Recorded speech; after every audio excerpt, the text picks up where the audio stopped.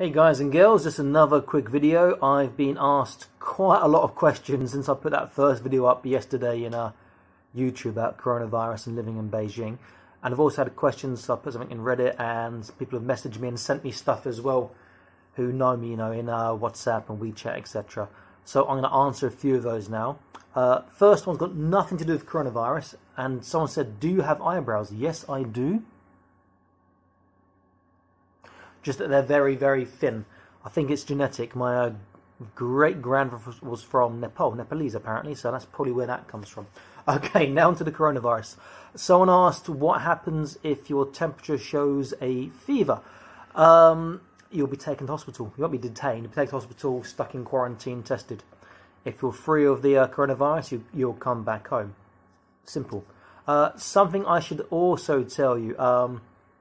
If you live in China and then you move to another part of China, or you come back from somewhere, it doesn't have to be Wuhan, anywhere, you have to go into a 14 days self-quarantine. So basically you stay in your apartment, you only pop out if you have to, or people bring your food to you and bring your parcels to you. Now, one of my colleagues, or ex-colleagues, she's just finished, she's starting at a new job, she's just moved, literally 2 Saturdays ago, she moved condominium, and now she has to go into quarantine in a new apartment block. She can leave her apartment because she has to buy stuff, and there's a shop inside the compound she can buy stuff from. She can't actually, she's not supposed to leave the compound till after 14 days, another week for her. I'll be visiting her later and hopefully taking some food for her. She can buy food and stuff where she is, but it's just a small shop, not a big supermarket, so I'll take some nice stuff for her there. So that's something that happens.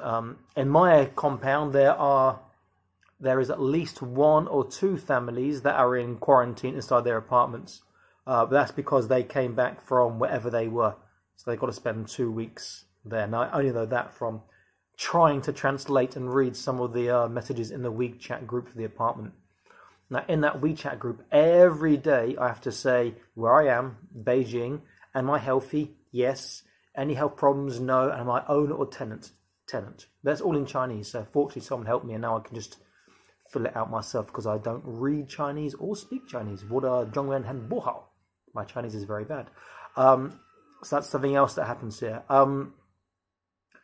I have to say the Chinese government's been really, really good the way they managed to sort of not shut down, partially or quite a lot shut down the country to help hinder the spread of this coronavirus. A lot of other countries would struggle to do what China have done, or to the degree that China have done it.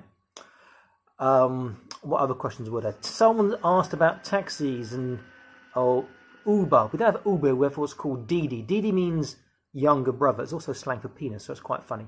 A Didi service here, taxi service. And on the end of this, I took a Didi today. I had to go to my work. I can't go in, but I had a parcel to collect. Security guard, he passed me the parcel. I'll show you what the taxi is like during this virus situation. It's quite interesting what a lot of the taxi drivers have done to try and protect themselves. And people say to me, "Oh, I should be wearing gloves and I should be wearing glasses because it can get into your eyes." It can only get into your eyes if someone sneezes on you. So glasses are only good if people sneeze on you. Or if you touch something, then you start rubbing your eyes and they come in that way. I don't wear gloves. If I'm outside, I'm not too worried. But I am very conscious of not touching my eyes with my hands. People say, but you can't be conscious all the time. Sooner or later, you're going to touch your eyes and rub your eyes with your hands. Maybe so, but what's the percentage of the population of China with this? Probably about 2 weeks ago, it was 0.002 of a percent. Now it's gone up. It's still probably 0.0 something of a percent. And that's in China. In Beijing, it's low, is the same as that, maybe even lower. So, the chance of catching it at the moment are very, very small. The common flu kills more people and affects more people currently. Now, I say currently because, as you guys know, this is a 2-week period where you were infectious, but there's no symptoms. Though there have been reported maybe it's actually up to 4 weeks. So the next couple of weeks we'll really see how these numbers spike or go down, and we'll see what's going to happen. So in China, as I said in my video previously, gyms are closed, cinemas are closed, churches and places of worship are closed. I go to church here and that's been closed for 4 weeks now. I believe all places of worship, all places of mass gatherings are closed for social, religious, public events, public things, with exception of like supermarkets and a few other things. Shops open, they just choose they open or not. If I go to Burger King or to McDonald's, I can't sit down inside the nugget. I only stand up, collect my order, take it away. Same in Starbucks here. Subway, when I was there last week, can still sit down and eat if you want. So, you know, some shops are taking slightly more stricter measures than others. Okay, so what I'm going to do now is I'm going to attach to the end of this, the video I took briefly of my little taxi ride, not all of it, just showing what it's like inside a taxi, and then you guys get a look at that, okay? And I'll come back after that. So I'm in a taxi. What's it actually? It's like a Uber. They call it Didi here. And you'll see the second I turn the camera around that they take precautions, even in these, to protect themselves from spreading of the virus.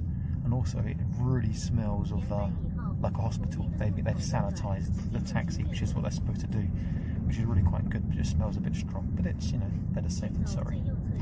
Have a quick look at the taxi. Let me show you. So you'll see that the driver is behind a sheet of plastic.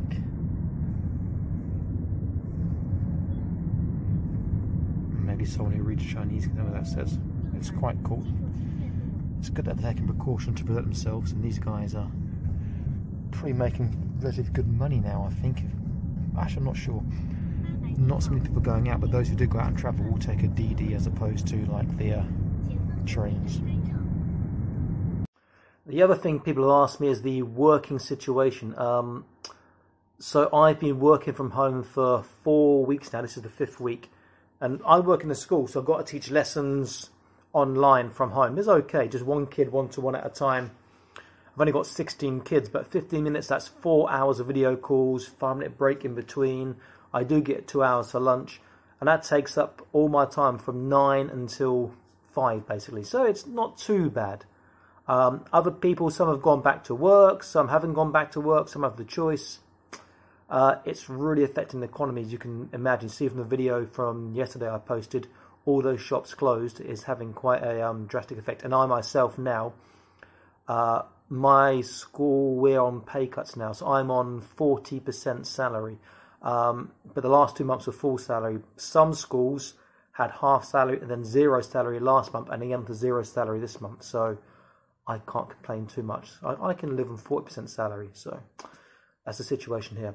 Okay, please like, share and subscribe, and I'll be back soon with another update of what's happening here soon if something big happens. Okay, again, ask questions and I'll see if I can get around to answer them. If not, in the comments, then I'll make a video and try and answer them as well. Okay, thanks for watching, guys. Take care, stay safe. Okay, bye bye.